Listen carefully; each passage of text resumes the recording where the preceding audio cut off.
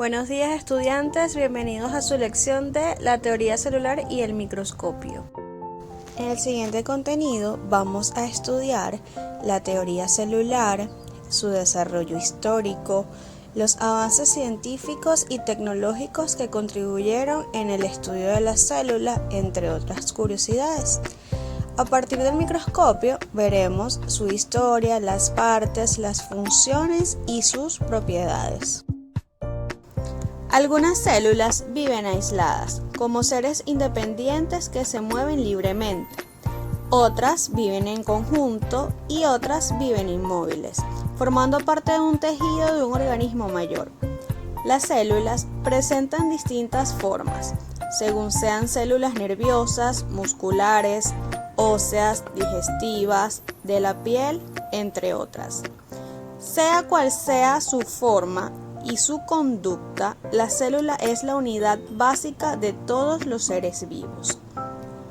A pesar de la diversidad de formas, las células presentan similitudes fundamentales.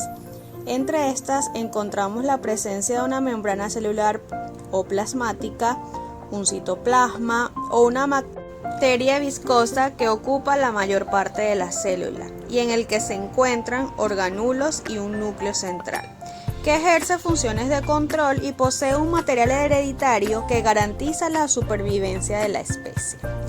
El reconocimiento de que todos los seres vivos, animales y vegetales están constituidos por agrupaciones de células no se llevó a cabo hasta la primera parte del siglo XX. Al concepto de célula se llegó después de muchas experiencias y estudios sobre sus estructuras y funcionamiento. Estas permitieron a los biólogos establecer los postulados de la conocida teoría celular. Hace unos 3 siglos, el científico inglés Robert Hooke, utilizando un microscopio compuesto, examinó cortes muy delgados de corcho y observó numerosas cavidades. Estas eran semejantes a las celdillas de un panal de abejas, separadas cada una por una pared. A estas cavidades las denominó células, por su parecido con estas celdillas mencionadas anteriormente. En latín significa espacio vacío. Luego, para 1831, Robert Brown, biólogo inglés, descubrió la presencia del núcleo de las células vegetales y lo consideró como un elemento constitucional de la célula viva.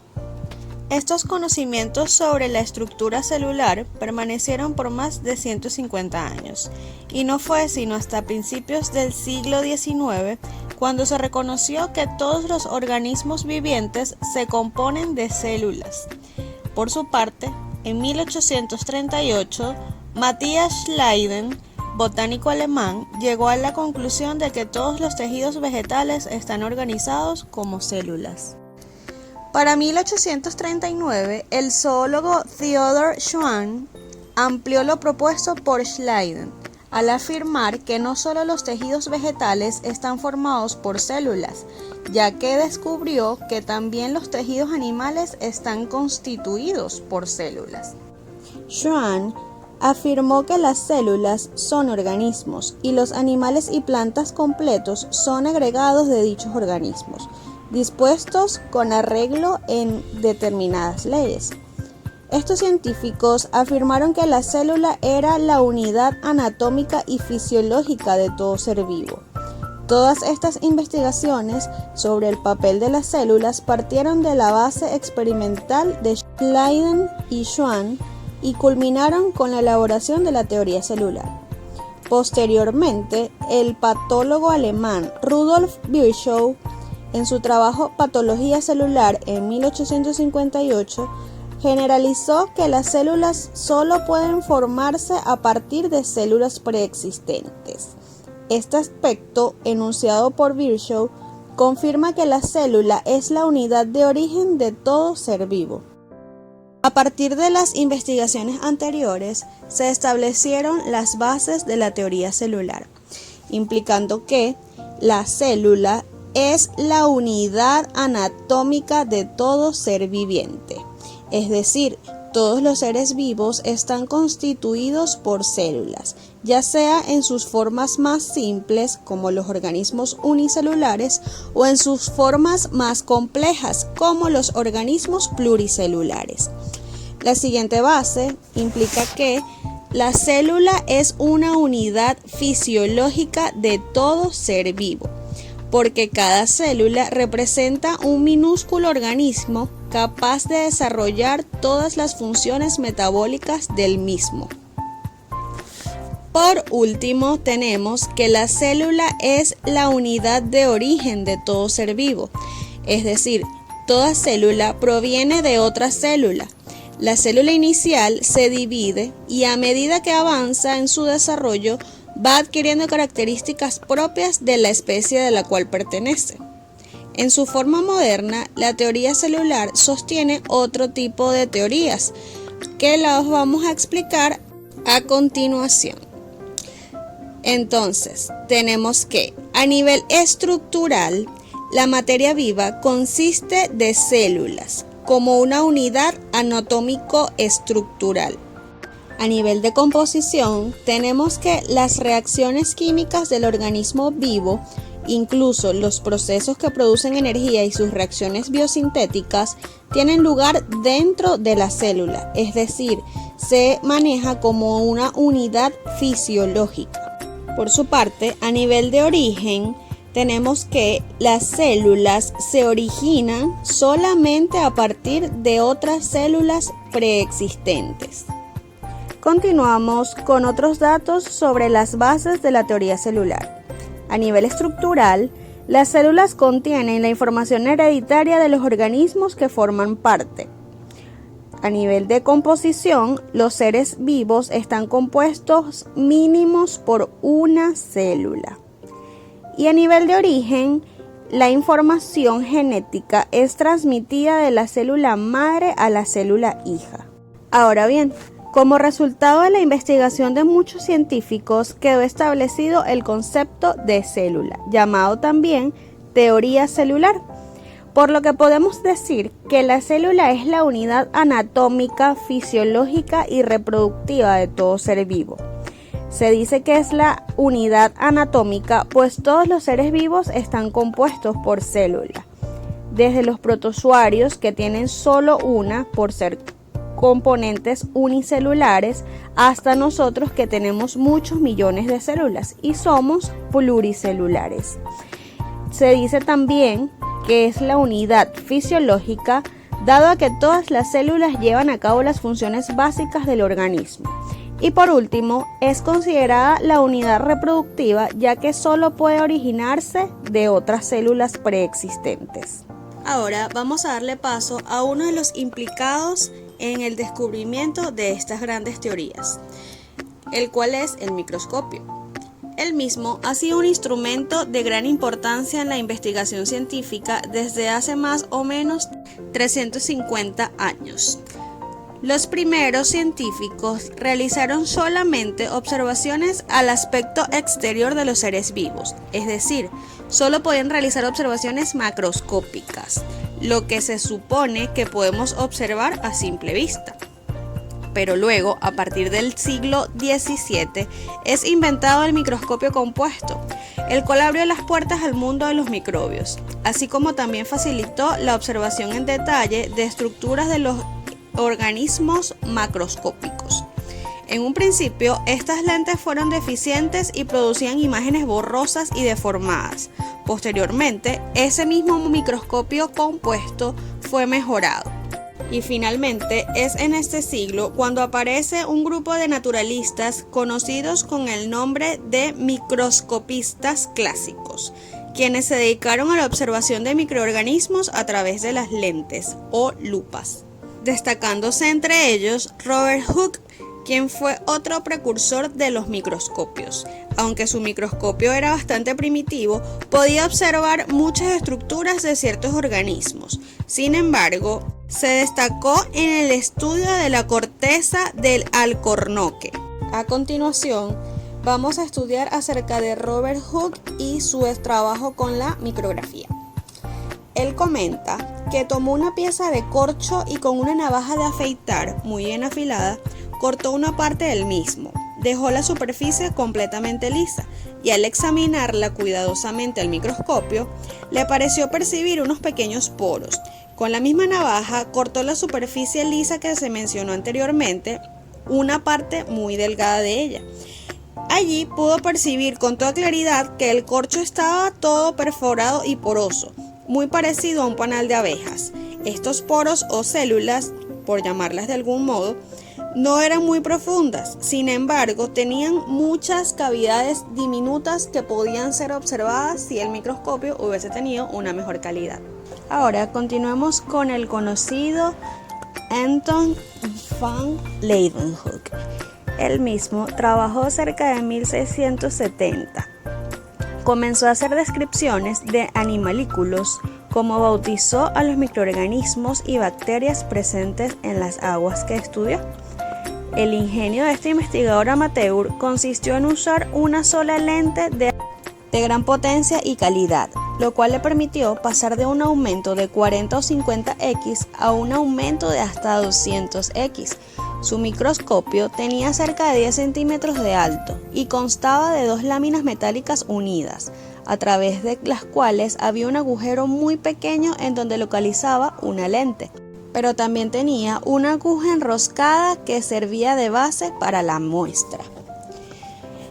Este científico perfeccionó los lentes y sus monturas, lo que le permitió observar el cerebro de una mosca, los capilares en la cola de un pez y protozoarios en una gota de agua, así como también observó seres vivos microscópicos en el sarro dental de los humanos. Hacia finales del siglo XIX se realizaron grandes avances en el campo de la física y los microscopios compuestos alcanzaron la máxima perfección.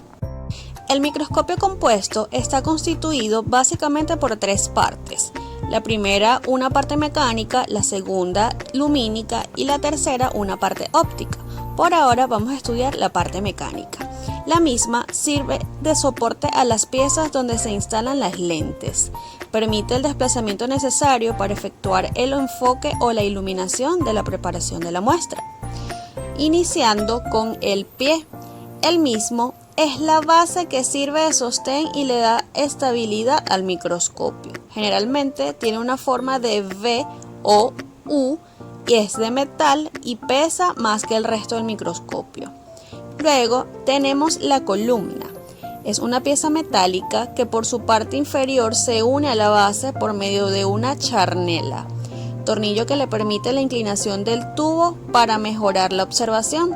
Sostiene el condensador y el espejo y está unido a la platina de la base. En algunos microscopios, la columna forma un todo con el asa o el brazo. Sigamos entonces con el brazo. El mismo es una estructura metálica que une y sostiene el tubo y la platina. Presenta una forma arqueada, lo que permite trasladar más fácilmente el microscopio de un lado al otro. Ahora, el tubo. El mismo es un cilindro hueco de metal unido a la columna por la cremallera. En su parte superior se encuentra un orificio donde colocamos el ocular y en la parte inferior lleva el revólver para los objetivos. Continuamos con la platina. La misma es una lámina metálica que puede tener forma cuadrada, rectangular, circular u horizontal, que en su centro presenta un agujero para el paso de los rayos de luz sobre la cual se coloca el portaobjetos con la preparación que vamos a observar. Luego continuamos con el carro móvil. El mismo es un dispositivo que va colocado sobre la platina y que, accionando por los 2 tornillos macrométricos, permite desplazar la muestra o la preparación hacia adelante, hacia atrás, lateralmente para tener un mejor enfoque. Luego tenemos las pinzas. Son 2 piezas metálicas que sirven para sostener la preparación. Seguimos con el revólver. El mismo es una pieza donde va enroscado los objetivos en números de 3 o 4 y se encuentra situada en la parte inferior del tubo ocular. Lo podemos hacer girar con facilidad para rotar los objetivos, lo cual permite que coincidan con el eje del tubo durante la observación. por último, terminamos con dos partes mecánicas de suma importancia, que son el tornillo macrométrico y el tornillo micrométrico. Por parte del tornillo macrométrico o de avance rápido, se utiliza para movimientos rápidos del tubo hacia arriba o hacia abajo. Sirve para efectuar el primer enfoque. Y el tornillo micrométrico o de avance lento permite movimientos del tubo casi imperceptibles y sirve para corregir ese primer enfoque que se da a la muestra. Ahora continuamos con la parte de la iluminación, cuya función está relacionada con la entrada de luz a través del aparato que ilumina la preparación, iniciando con el espejo, que se encuentra ubicado debajo del condensador. Su función es desviar los rayos de luz hacia el objeto que se va a observar o la muestra. Continuamos con el condensador. Es una lente o sistema de lentes colocado debajo de la platina, cuya función es concentrar la luz sobre el objetivo que vamos a observar. Seguimos con el tornillo. El mismo puede mover el condensador. Si lo colocamos en la parte baja, obtendremos mejor iluminación y en la parte alta obtendremos una mayor iluminación. Seguido del diafragma. El mismo es un disco horadado situado en la parte inferior del condensador que regula la cantidad de luz que debe pasar a través de este hasta la platina. Ahora continuamos con la parte óptica del microscopio. La misma está constituida por dos series de lentes que permiten, además de observar el objeto, aumentar y dar nitidez a la imagen. Comenzamos con el ocular. Tiene como función multiplicar el aumento logrado por el objetivo. Luego, los objetivos pueden ser secos y de inmersión. En el caso de los secos, se denominan así porque para usarlos no es necesario añadir ningún tipo de líquido entre ellos y la preparación. Y los de inmersión se denominan así porque para usarlos requiere añadir una gota de aceite de cedro en la preparación.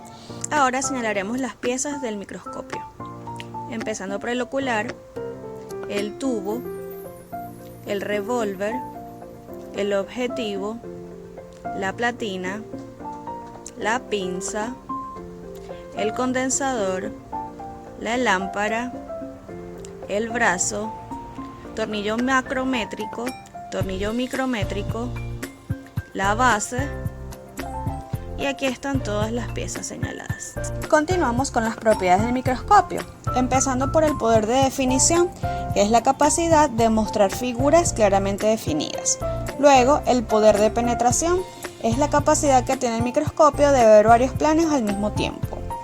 La siguiente es el poder de amplificación, que es el número de veces que la muestra puede ser amplificada.